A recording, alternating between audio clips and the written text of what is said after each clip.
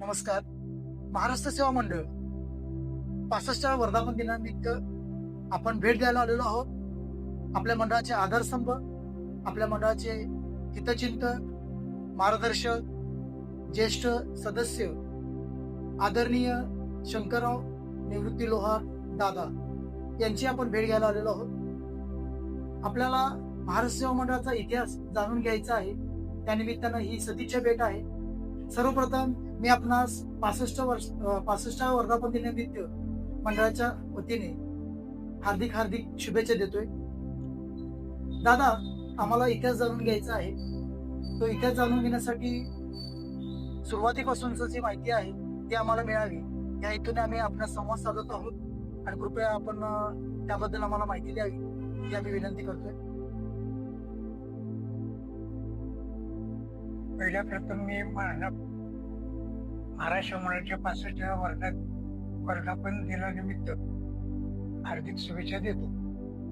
आणि माझ्या लहानपणापासून मला जे आठवते ते मी सांगण्याचा प्रयत्न करतो. 1957 साली शिवाजी तरुण मंडळ हे पुऱ्या शिवाजी पेठेमध्ये एकच मंडळ होतं. त्याला सगळे संलग्न मंडळ होते. आपल्या मंडळाकडून काही फुटबॉल खेळाडू होते,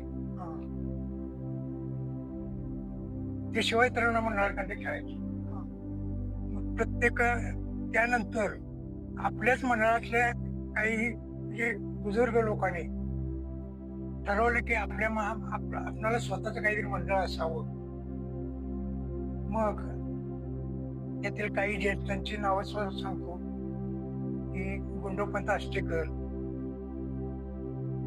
परशुराम हिचनाळकर, जयवंतराव पवार, अशा म्हणजे मामासाहेब बालेकर या मंडळीने पुढे होऊन मंडळाची स्थापना केली. आणि मंडळाला त्यावेळी जागा नव्हती. त्याने आमच्या घराची निवड केली की आमचं एक दुकान करायसारखं बाहेर आमच्या दुकानासाठी गाळा होता. आमच्या वडिलांच्या वेळी त्यांनी मागणी केली की आम्हाला मंडळासाठी एक वाचनालय निर्माण करायचं आणि सुरुवात करायची, तो आम्हाला जागा द्या. आमच्या वडिलांची जागा फुकट त्यांना दिली. त्याच वेळी पहिला गणेशोत्सव आला आणि तो शिवाजी तरुण मंडळाची काही टेबल बाकडे आणून आमच्या इथं वाचनालयाला सुरुवात करून पहिला गणपती आमच्या इथं सुरुवात. हा मंडळातला महाराष्ट्र मंडळाचा पहिला गणपती आपल्या घरी बसला पाहिजे. हो. त्यावेळी झाशीच्या राणीचा शिन केला होता, तो मला चांगला आठवतो. खूप सुंदर शिन केला होता. त्यावर आपलं वय किती होतं दादा? त्यावेळी माझं वय 7 वर्ष असणार. तरी पण मला ते आठवते. कारण आम्ही आदर्श विद्यालयाला विद्यार्थी होतो. शाळेत जात असल्यामुळे मला ते चांगले म्हणजे तारखा वगैरे लिहिलेल्या त्याच्यावर अजूनही दिसतात. त्यानंतर मंडळाची हळूहळू गणेशोत्सव आमच्या इथे झाल्यानंतर स्वतःची जागा असावी म्हणून या मंडळीने आमच्या शेजारी असणारी एक जुनी इमारत खरेदी करून ती मग जुनी झालेली इमारत पाडून त्या ठिकाणी नवीन इमारत उभा केली आणि त्या ठिकाणी वाचनालय सुरू होऊन 62 साली ते 61 साली ते रजिस्ट्रेशन मंडळ तयार करून ती सर्वांना खुली करून दिली. सर्वांसाठी मंडळ त्यावेळीपासून खुलं झालं ते आजपर्यंत. त्याच्यानंतर 2 वेळा बांधकाम झाले आणि आता आहे ते मंडळ अस्तित्वात आहे. दादा, मंडळ आपल्या घरातून मंडळामध्ये महाराष्ट्र सेवा मंडळाची इमारतीमध्ये आलेलं आहे. ती इमारती बांधकाम संदर्भात ज्या ज्या सक्रिय कार्यकर्त्यांनी योगदान दिलेलं आहे त्यांच्याबद्दल आम्हाला थोडं जाणून घ्यायचं आहे. ती आम्हाला थोडी माहिती द्यावी. मंडळाचे जे काही बुजुर्ग मंडळी आमच्या गल्लीतली होती त्यांचं योगदान आमच्या मंडळासाठी खूप आहे आणि आजही त्यांचा मला अभिमान आहे. तर ती मंडळीने बिल्डिंग बांधताना निधी गोळा करण्यासाठी माझे नगराध्यक्ष म्हणजे त्यावेळीचे नगराध्यक्ष ND जाधव साहेब यांच्याकडं शिष्टमंडळ गेला असता त्यांनी संभाजीराव चव्हाण हे इलेक्शनसाठी उभा राहणार, नगरसेवक काउन्सिलरसाठी उभा राहणार म्हणून त्यांच्याकडे त्यांनी बोट करून दाखवले की त्यांच्याकडे जावा, ते तुम्हाला सर्व प्रति मदत करतील आणि मी त्यांना सांगेन. त्याप्रमाणे मंडळाचे सर्व लोक यांनी समयराव चव्हाण यांच्याकडे गेले असता त्यांनी मंडळाला सहकार्याचं अभिवचन दिलं आणि ताबडतोब त्यांनी मंडळाची जुनी इमारत उतरण्यास सांगून सर्व साहित्य त्यांनी ताबडतोब आणून टाकून मंडळाला काम करायला सुरुवात केलेली आहे. त्यांचं फारच मनपूर्वक आभार. त्यानंतर मंडळाला बांधकाम होऊन सुरू होऊन मंडळाचे सर्व सुतार कामाचे जे साहित्य जे तयार करायचं होतं ते समाजातील मंडळाच्या आमच्याच भागातील सर्व समाज सुतार बांधवांनी प्रत्येक घरात प्रत्येकानं सहकार्य करून ते मोफत सहकार्य केलेलं आहे, योगदान दिलेलं. काही लोकांनी ज्यांना करता येत नाही त्यांनी आर्थिक सहकार्य केलेलं आहे आणि अशाप्रमाणे ती बिल्डिंग त्याची उभा राहिली. ते आज जी वास्तुस्थिती त्यावेळची समाजाला सहकार्यातून झालेली उभा राहिलेली सुतारबंधू जे होते सुतारबंधूंच्या बद्दल थोडंसं किंवा इमारतीला लाकूड कोणी दिलं किंवा पत्रे कोणी दिले किंवा त्या इमारती बांधकामासंदर्भात इमारती साहित्याचं बरंचसं सामान जेबी तवटी हे स्वामीलवाली त्यांनी बरंचसं साहित्य दिलं. त्यानंतर तांबडे बंधू त्यांनी साहित्य थोडे दिलं कारण स्वामी शेजारी असल्यामुळे लाकूड कामाची काही मंडळाला चिंता नव्हती आणि सुतारकाम काय मोफतच सगळे सुतार बांधवांनी केलेलं आहे आणि वीट वाळू सिमेंट हे सगळं चव्हाणांनी केलेलं आहे. अशा पूर्ण इमारत झाली. दरवाजा वगैरे कोणी केला? दरवाजा मडेलकर अण्णा म्हणजे त्यांना मंडळाचे ज्येष्ठ वसतात आणि मर्दानी खेळाची ज्यांना आवड होती ते त्यांनी स्वतः सुतारकाम जास्तीनं लक्ष देऊन दरवाजा जिना त्यांनी स्वतः बनवलेला आहे. आज येतो उभा आहे. योगदान खूप मोलाचं करायचं आणि सक्रिय आता विटा ज्या सगळं साहित्य आलं पण मंडळाचे जे कार्यकर्ते होते ते सुद्धा साहित्याबरोबर सर्व रात्री सगळे राबत होते मंडळाचे. किती दिवस हे बांधकाम चालू? तर एक 6 महिन्यात बिल्डिंग तयार करतो. सध्या परिसराची बिल्डिंग बघतो आपण, बिल्डिंग आहे ती त्यावेळेची योगदानातून सर्वांच्या योगदानातून उभा केलेली इमारत उभी आहे, दिमागात उभी आहे. त्यावेळी मंडळाचं बांधकाम चालल्यावर वाहतुकीचे काही साधन नाही. मग ते अंतर जवळ असल्यामुळं डोक्यानं विटा आणून ते मंडळाचं काम केलेलं आहे. ते म्हणजे त्यावेळी एक आठवण्यासारखी गोष्ट आहे की 2-2 विटा 4-4 विटा असं डोक्यानं लोकांनी घेऊन आले. त्यावेळेस आम्ही त्याच्यामध्ये आम्ही सहभाग आम्ही पण विटा आणलेली कारण आपलं मंडळ एक तयार होते. तर एक मोठा आनंद होता की मंडळाची स्वतःची इमारत करताना आपली एक जागा तयार होणार आहे आणि आपल्याला आपलं घरच बांधल्यासारखं असे भावनिक कल्पना होऊन असं काम केलेलं आहे. सगळ्यांनी काय काळजी घेतो तसा आपणाला तसा आनंद होता आणि त्या मंडळाच्यासाठी 2 विटा जेवढ्या आवरत नसतील तरी पण त्या डोक्यातून हा तरी 12-13 वर्ष असतात. हा तर म्हणजे त्यावेळी आता जी मगाशी म्हणजे आमचा आपला उल्लेख झाला मंडळाची बांधकाम आजी दिसत्या त्याच्या अगोदर अनेक बिल्डिंग बांधली म्हणजे जागा घेतल्यानंतर त्यावेळीची ही घटना आहे. हा म्हणजे त्यावेळीची पावडून नंतरही पुढे झाली. हा त्यावेळी एक साधं म्हणजे पडकं घरच होतं त्यालाच त्यांनी रिपेअरिंग करून त्यांनी दरवाजे वगैरे करून भिंती वगैरे घालून तात्पुरता आज निवारा तयार केला आणि नंतर मग 61 अगोदरची गोष्ट आहे. काय म्हणजे मंडळाची जागा ज्यावेळी घेतली त्यावेळी आणि नंतर मग 61ला पुन्हा ती रिन्युअल करून पुन्हा जुनी बी इमारत पाडून त्यावेळी संभाजीराव चव्हाणांनी सहकार्य केलं. दादा 1961 साली स्थापना झालेलं मंडळ या मंडळाची विविध कार्यक्रम आपल्या उपस्थितीत संपन्न झालेले आहेत त्याबद्दल आम्हाला जाणून घ्यायचं आहे. मंडळाची स्थापना झाल्यानंतर अनेक तरुणांना हुरूप आला की आपण विविध जे वार्षिक जे काही विविध सण उपक्रम हे साजरे करावेत आमच्या मंडळामध्ये गणपतीचा सण, गणपती स्वतःचा म्हणजे त्या जागेत आल्यामुळे स्वतःचा गणपती यायला लागला. मग गणपतीची त्यावेळी सुद्धा स्पर्धा चालू झाली आहे की गणपतीची मूर्ती कोणी द्यायची.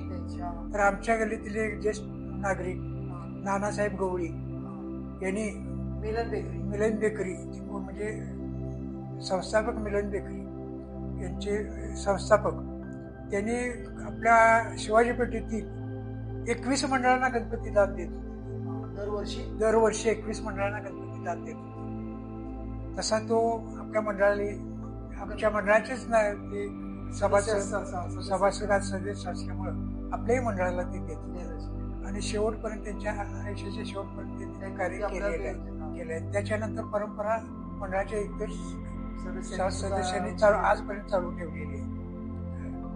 तर आपल्या मंडळामध्ये होणारे विविध सामाजिक कार्यक्रम व तो आपल्या गल्लीतील एक मोहरम सण असतो इनामदार यांचा, तोही सगळे आपल्या मंडळाचे सगळे हिरिरीने भाग घेऊन मोहरम सण साजरा करत होते. गणपतीचे सण, शिवजयंती, गल्ली जत्रेचा तर उत्सव अमाप असायचा.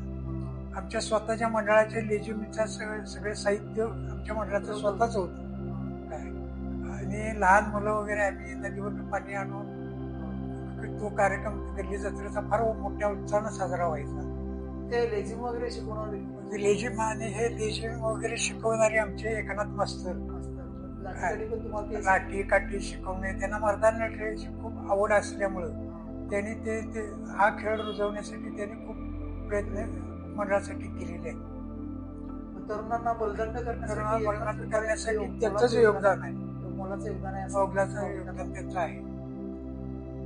त्यानंतर मंडळाचे काही कायदेशीर वगैरे असले तर मामा पालेकर हे सगळे बघत होते. कायदेशीर महापालिकेमध्ये त्यांचं वर्चस्व असल्यामुळं त्यांनी महापालिकेसाठी सगळं काम त्यांनी मामा पालेकरने केलं. मामा पालेकर सर्व काम बघायचं. आणि आप्पा भालेकर म्हणून आमच्याकडे आमचे जे सदस्य होते त्यांचे वडील म्हणजे पैलवान होते आणि ते मंडळाचे वस्ताद म्हणून त्यांचा एक दरारा त्यांच्या मंडळावर होता त्यांचा. असे काही ज्येष्ठ मंडळींनी आमच्या मंडळाचं जे मंडळ बांधकाम केल्यानंतर आपल्या परिसरातील तरुण मुलं होती ती मंडळामध्ये झोपायला सुद्धा यायची. हो असायची, त्यावेळी पण असायची. कारण मंडळाचं सताड म्हणजे कधी पूर्वपद मंडळाला लागलं नाही काय. त्यामुळे मंडळात कुठे जाऊन बसायचं झालं तर मंडळात जाऊन बसायचं एक जागा. काही घरातले लहान मोठे छोटे कार्यक्रम जर करायचे असतील तर घराच्या प्रत्येकाची अडचणी असल्यामुळे मंडळात कार्यक्रम व्हायचे. ते कार्यक्रम मंडळातच व्हायचे आणि ते पण विना मोबदला व्हायचे. कुठल्याही प्रकारचं अपेक्षा न ठेवता मंडळ हे सक्रिय त्याच्यामध्ये असायचं. मंडळाला मग मंडळाच्या इतिहासामध्ये बरेच तरुण आपले अध्यक्षपदाची भूमिका करून गेलेले आहेत. त्यांच्याबद्दल थोडी काय माहिती आहे? त्यावेळी आमच्याकडं म्हणजे भगवानराव कुसाळे ते पण अध्यक्ष झाले. त्यानंतर त्याच्या पश्चात बाळासाहेब चव्हाण आमचे समोरचे कारखानवाले त्यांनी जवळ 10-15 वर्ष त्यांनी अध्यक्षपद बसवलं. त्याच्यानंतर आमच्यातली काही तरुण मंडळांनी त्याच्यानंतर पुढे करून आजपर्यंत ते मंडळ व्यवस्थित आहे. आपण मंडळाच्या अध्यक्षपदावरती वगैरे होता वगैरे असं नाही, कधी नाही. निस्वार्थीपणे कुठलेही पद नाही न पद करता आपण काय त्याचं कार्य केलेलं आहे. सक्रिय कार्यकर्ते मंडळाच्या गणपतीची ज्यावेळी बसवायचा त्यावेळी मंडळाचं सीन म्हणजे देखावा हा करण्याचं काम माझ्याकडेच असायचं. बरोबर. आणि त्याचं दरवर्षी काम मी नोकरीला कामाला लागलो तर कामाला सुट्टी घेऊन ते मी काम पूर्ण करायचं. मोबदला घेऊन कुणी मंडळाचं केलेलंच नाही. ही परंपरा आहे. मंडळाची परंपरा आहे की विना मोबदला करायचं करून स्वतःचा खर्च करून माणसं खर्च करायची. कारण मंडळासाठी माणसं राबत होती. दादा, मंडळामध्ये आपण देखावे अनेक तयार केलेले आहेत. अनेक देखाव्यामध्ये आपला उल्लेखनीय सहभाग होता. तर असा आपल्या आठवणीतला विशेष काही देखावा आहे का? त्याबद्दल आपण थोडं जाणून घ्यायचं. त्या काळी रेडिओचा जमाना होता आणि दूरदर्शन म्हणजेच टीव्ही नुकताच बाजारात आलेला होता. त्यानंतर कोल्हापुरात तसा काही ठिकाणी मोजक्याच ठिकाणी ते पाहायला मिळायचा की दुकानात एक तासभर ते कार्यक्रम असायची संध्याकाळी बातमीची. त्याचा आम्ही कल्पना घेऊन मंडळामध्ये आम्ही टीव्हीचा संच तयार केला. टीव्ही संच प्रतिकृती आणि कॅमेरामधला ग्लास वापरून त्याची आम्ही तांत्रिक म्हणजे त्याच्यावर स्क्रीनवर कागदावर कंठखंड रेखाटून 21 कलमी इंदिरा गांधींचा 21 कलमी कार्यक्रम रेखाटून तो उलट्या दिशेनं लावून आम्ही त्याच्या स्क्रीनवर आम्ही त्याचे प्रक्षेपण केलेलं आहे आणि मोठ्या आकारामध्ये ते लावून लोकांना समाज प्रबोधन कार्यक्रमाचं केलेलं आहे. इंदिरा गांधींचा कार्यक्रम कसा आहे वा म्हणजे देशासाठी काही विधायक कार्यक्रम जे आहे त्यांनी जे मांडले होते कोणत्या प्रकारचा असेल त्याची माहितीचा प्रसार आम्ही या मंडळामार्फत करून दूरदर्शनवर केलेला आहे.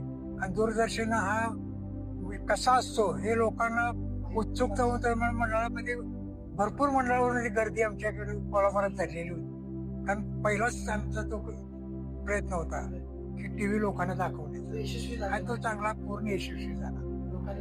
लोकांनी खूप मोठी दाद दिली आणि अशीच परंपरा वेगवेगळ्या दरवर्षी वेगवेगळ्या उत्सवामध्ये म्हणजे गणेश उत्सवामध्ये वेगवेगळे असे सीन तयार करून मंडळात आजपर्यंत परंपरा जपलेली आहे. रात्री सजीव दोन्हीही टेकावे करायचे